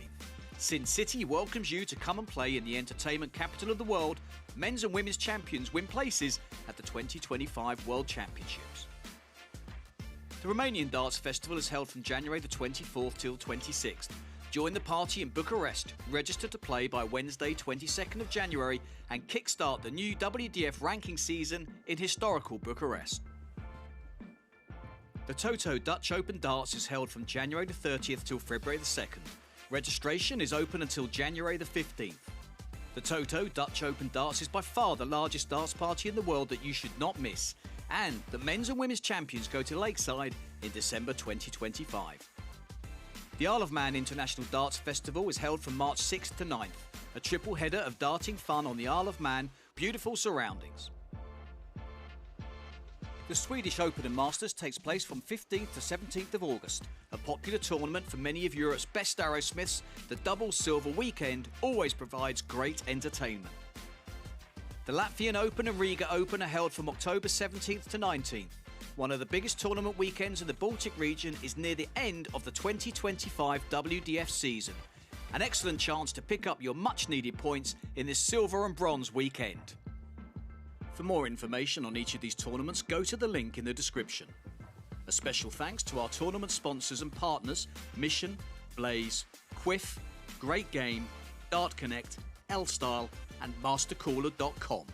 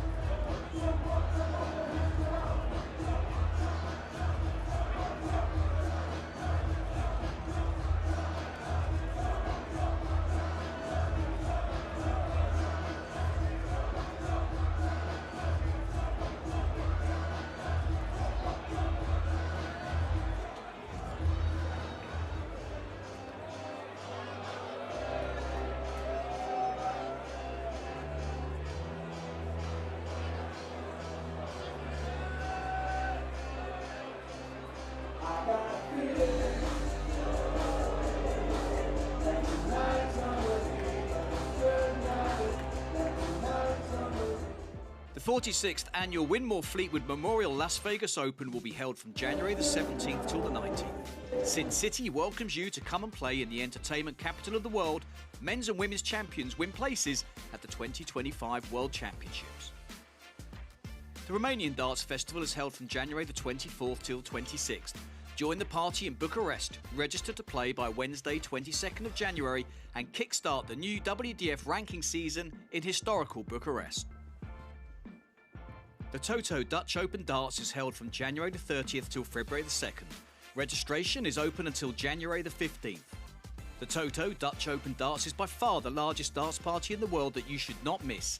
And the men's and women's champions go to Lakeside in December 2025. The Isle of Man International Darts Festival is held from March 6th to 9th, a triple header of darting fun on the Isle of Man with beautiful surroundings. The Swedish Open and Masters takes place from 15th to 17th of August, a popular tournament for many of Europe's best arrowsmiths. The double silver weekend always provides great entertainment. The Latvian Open and Riga Open are held from October 17th to 19th. One of the biggest tournament weekends in the Baltic region is near the end of the 2025 WDF season. An excellent chance to pick up your much-needed points in this silver and bronze weekend. For more information on each of these tournaments, go to the link in the description. A special thanks to our tournament sponsors and partners, Mission, Blaze, Quiff, Great Game, Dart Connect, L-Style and MasterCooler.com.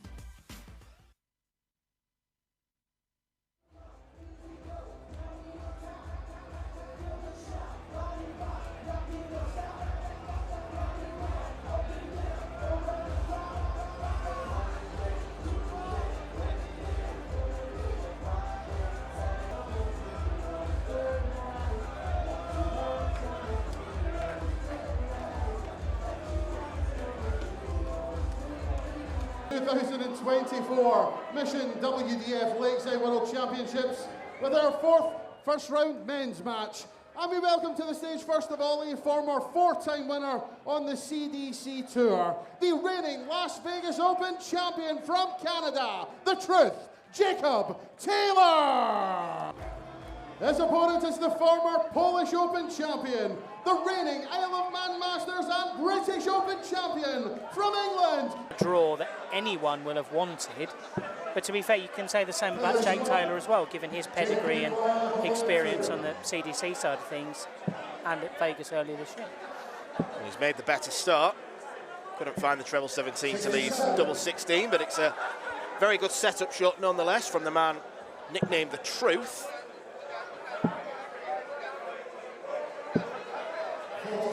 Wilkinson applies no pressure. So, double 18 then. Jacob Taylor for a solid opening.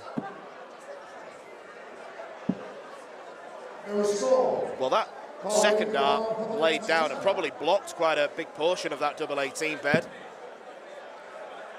Not the first start there that Carl would have been hoping for, though.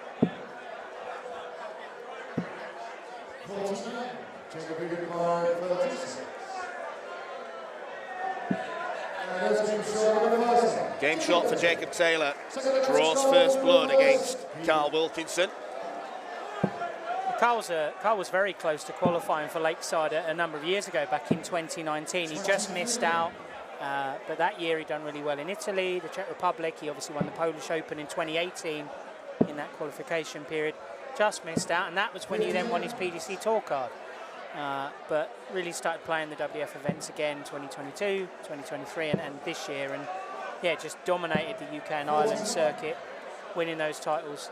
Bridlington, the Isle of Man, but also he got to the Welsh Classic final this year and actually lost to Cliff Pryor, who we'll be seeing later in the tournament. So he's always there or thereabouts, whereas Jake we see a lot less of on the WDF circuit because haven't been as many big events in Canada, particularly outside his native Newfoundland.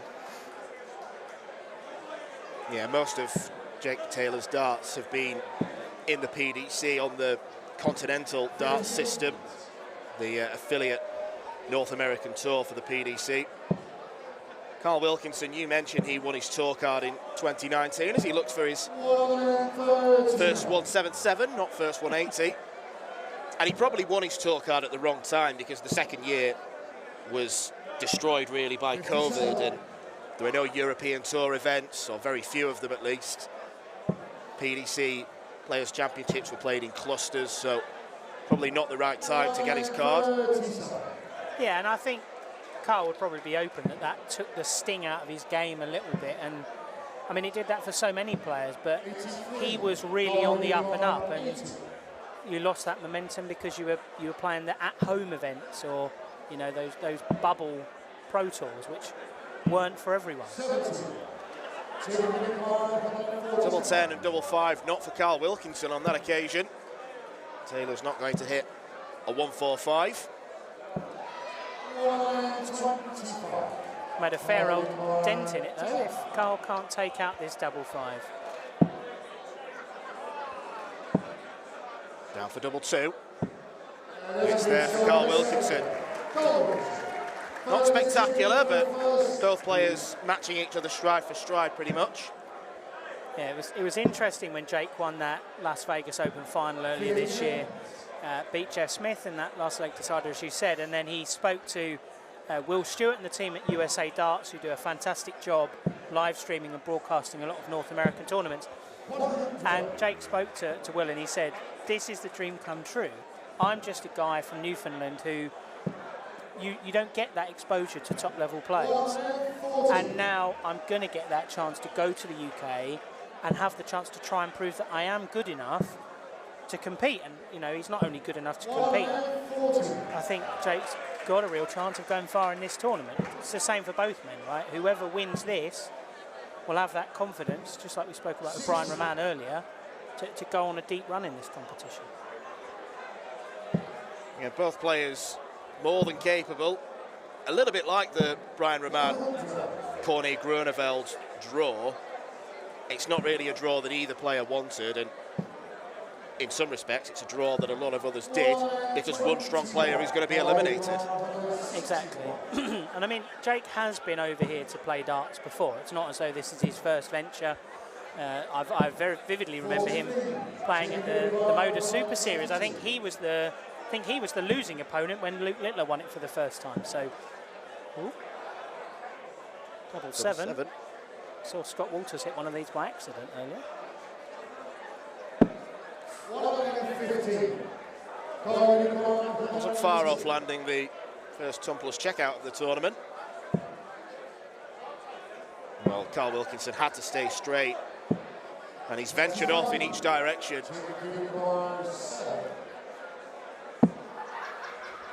Double 2. Never easy, these small numbered checkouts, but Jacob Taylor has landed it. In many respects, low checkouts like that, it's the single number that's the most difficult dart. Yeah, I mean, when you're as bad as me, I would suggest all the numbers are the challenging part, but absolutely. You have to hit the big number to give yourself a chance to take it out. So, yeah. He got the job done there, Mr. Taylor. Bad players don't qualify for the World Masters, mate. Well, yes. Qualifying quotation marks, yes, maybe. I think that was more a kind gesture, care in the community. But no, I think both of these guys will. I'm not saying they'll be disappointed with their start so far, but standard-wise, they're both capable of a lot more.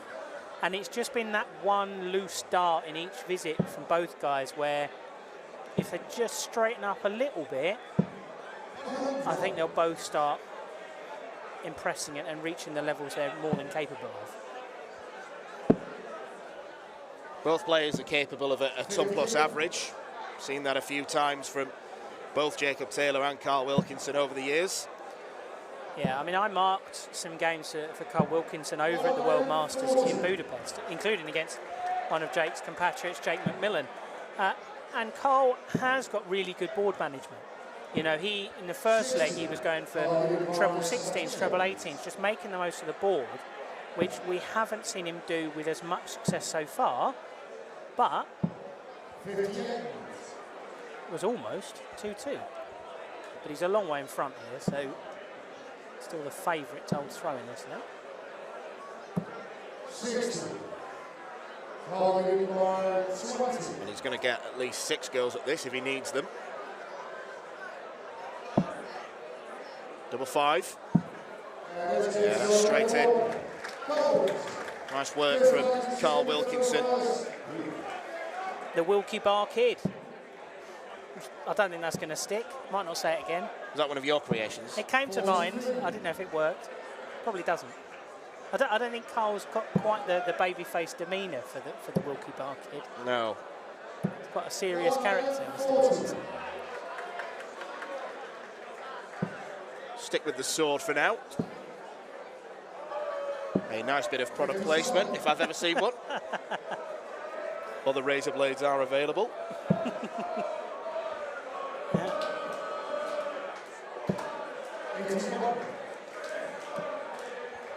No, Carl's one of a trio of Yorkshiremen in this year's competition. Martin Turner and Darren Johnson. They're all good friends, have a good bit of banter on the tour. Carl being that bit younger than those guys, but... And me. Yes. Will we see you up on the stage at the tour this week, Mr. McCarthy? Probably not. Wonder if you're going to try and emulate Mr. Roderick's test heroics. Yeah. Very, very fortunate that the cameras happened to be rolling at the time. Great birthday present to himself. Absolutely.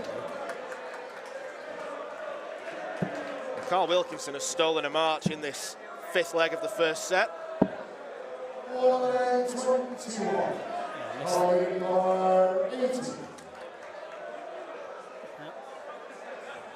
So treble 20, the first port of call. Pitch is low. 40. Well, Jacob Taylor missed the big number, so he's going to have to burn a dart to get to tops. Darts do lie quite flat. I don't know how helpful that first attempt at tops was. No, tops hasn't been kind to either man so far. Carl just taking a minute to compose himself. He knows this is a breaker throw, and would then put him in a position to be serving for the match, as it were, in that second set. Well, he could have potentially won that set purely on double 5, but he hits tops this time. Second set, first down, is Jonathan first. Bit of a smirk on Carl's face. I think he's enjoying himself at Lakeside.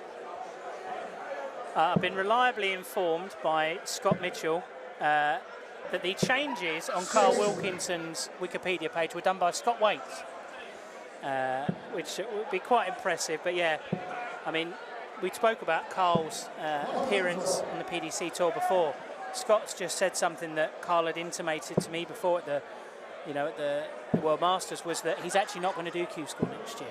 He's decided that playing for England, which he did earlier this year, but also doing this tour. I know he plays some stuff for the ADC as well, getting opportunities with Modus, playing for Yorkshire. He's got enough going on and playing local darts in Barnsley. That's more where he feels his game is at now, rather than the gauntlet that is that Pro Tour that he's been on before. So fair play to him. It's a tough decision to make, but it's a great addition to the WDF circuit. And obviously, great to hear from Scott as well, who'll be joining you in the commentary box later in the week. Yeah, he certainly will. Both he and Lorraine Winstanley will be joining us from Thursday onwards. Yeah, make a lovely addition to the commentary box, both of them. It did make me laugh when we did the draw. Lorraine said that her hope to win the men's was Paul Lim, which, I mean, that would be not just rolling back the years, that would be stuff of darting legend, but It'd be some story. A darting septuagenarian. I did enjoy, he filled in his Lakeside participation form for the programme, and Paul just put his age 70 plus. The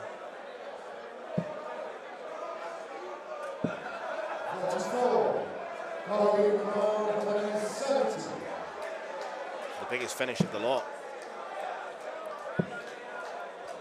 Couldn't follow the first dart, and it looked really inviting as well.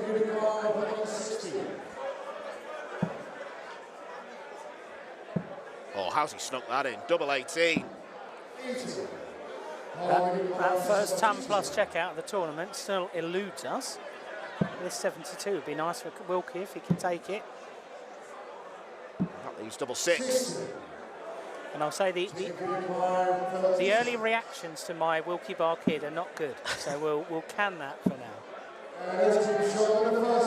People can be so cruel, can't they? I do have a confectionery-based nickname that I'm looking forward to unleashing during Matt Edgar v Jano Bottenberg. Yes. The cake, in case you didn't get that. I did rediscover a liking for Battenberg during last year's World Championships, I will admit. It'll be a treat to kick off the action tomorrow night. Matt Edgar playing here for the very first time. I did see him in the venue today, and there is one famous darting face. He'll be on his table tomorrow. Who will that be, sir? I'll tell you later. I'll leave the public guessing.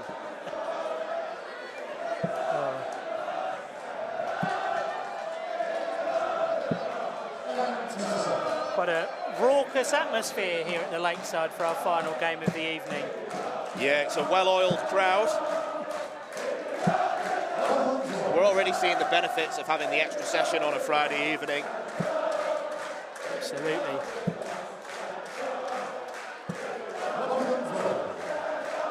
Jacob finding his scoring boots in this leg.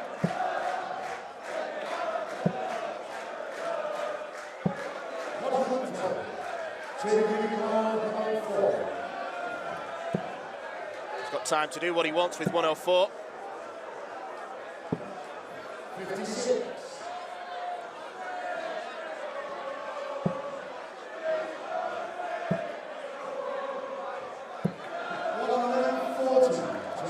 Puts pressure on this 48. That leaves double 16. Solid from Jacob Taylor. Yeah, very impressive stuff. For the first time, there's no faffing on the doubles. One attempt, one dart thrown. Absolutely. A little bit of frustration there, especially with Carl Wilkinson. He seems to be enjoying the crowd. So, I mean, this is a man who's played for England in the British International, so I'm sure he's accustomed to what raucous background noise sounds like. Those games do get quite emotional and invested, so he's used to it. But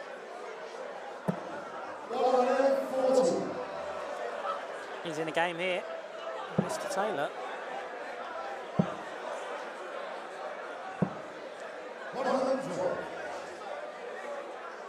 Jacob Taylor looking good for a potential clean sweep in this second set. I mean, we saw in the last game, Francois Schwan lost the first two legs, survived set darts, and then just won 6 on the spin. And in this short format, once you get momentum, the game can just run away from you or with you. Brian Raman was the same early doors as well. Yeah, it's incredibly volatile, just first to 2 sets. The margin for error is very, very small.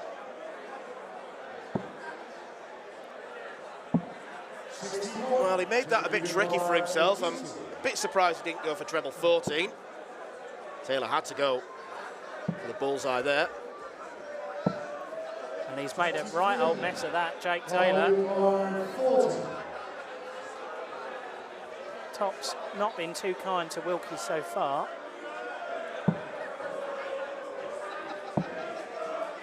Double 5 has. And it is once again. We're going to start seeing him leave it on purpose. I was once told by an experienced face in the game that no one misses double 5. Now, I've seen someone miss double 5 in this game already. That's not entirely true, but Carl Wilkinson living up to that mantra already.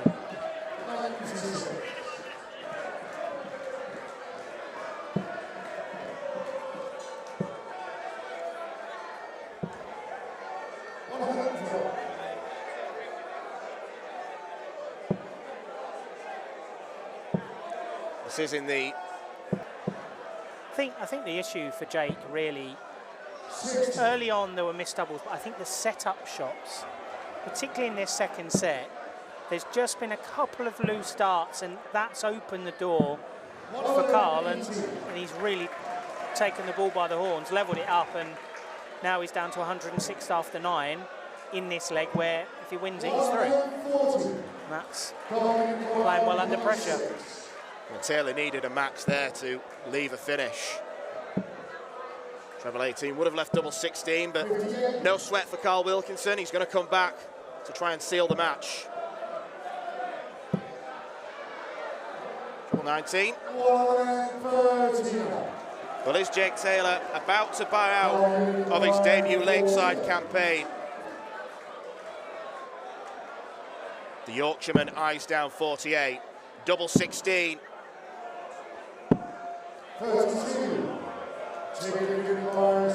Well, Groeneveld had a match start to beat Brian Raman and went on to lose. Could the same fate happen to Carl Wilkinson? 2 set darts gone.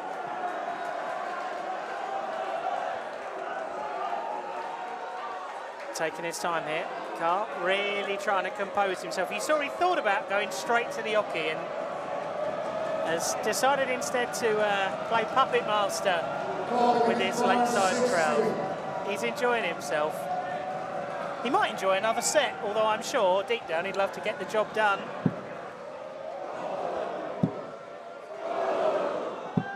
At the 5th attempt, Carl Wilkinson wins his first game at Lakeside. It got a bit panto towards the end there, but the Sword is delighted with his performance. And in truth, Jacob Taylor was outplayed for the duration. He could have extended it to a 3rd set, but was unable to do so. And Wilkinson visibly emotional after sealing victory there. Taylor walks off the stage. It's disappointment for the Canadian. Carl Wilkinson could be a dark horse at Lakeside this week. He seals a 2nd round tie with Benjamin McNamara. That's it for this evening's action. A great first session it has been in the WDF World Championship. But join us again for more darts, a double session starting at 1 o'clock UK time. We'll see you tomorrow.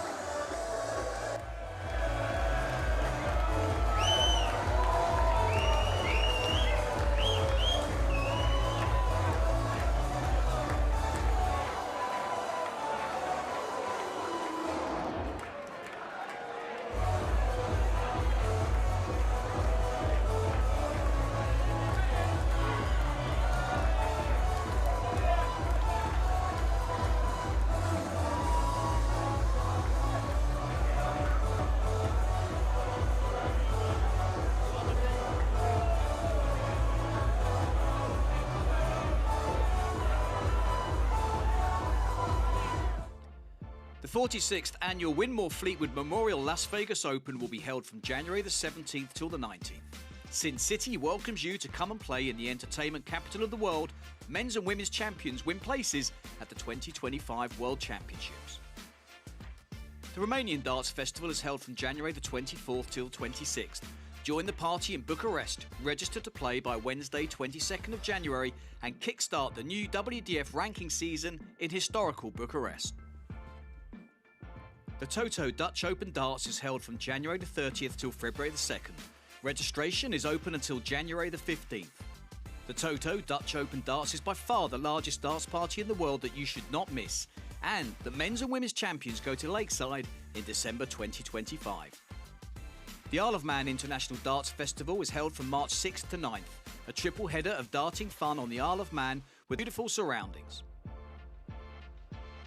The Swedish Open and Masters takes place from 15th to 17th of August. A popular tournament for many of Europe's best arrowsmiths, the double silver weekend always provides great entertainment. The Latvian Open and Riga Open are held from October 17th to 19th. One of the biggest tournament weekends in the Baltic region is near the end of the 2025 WDF season. An excellent chance to pick up your much needed points in this silver and bronze weekend. For more information on each of these tournaments, go to the link in the description. A special thanks to our tournament sponsors and partners, Mission, Blaze, Quiff, Great Game, Dart Connect, L-Style and MasterCooler.com.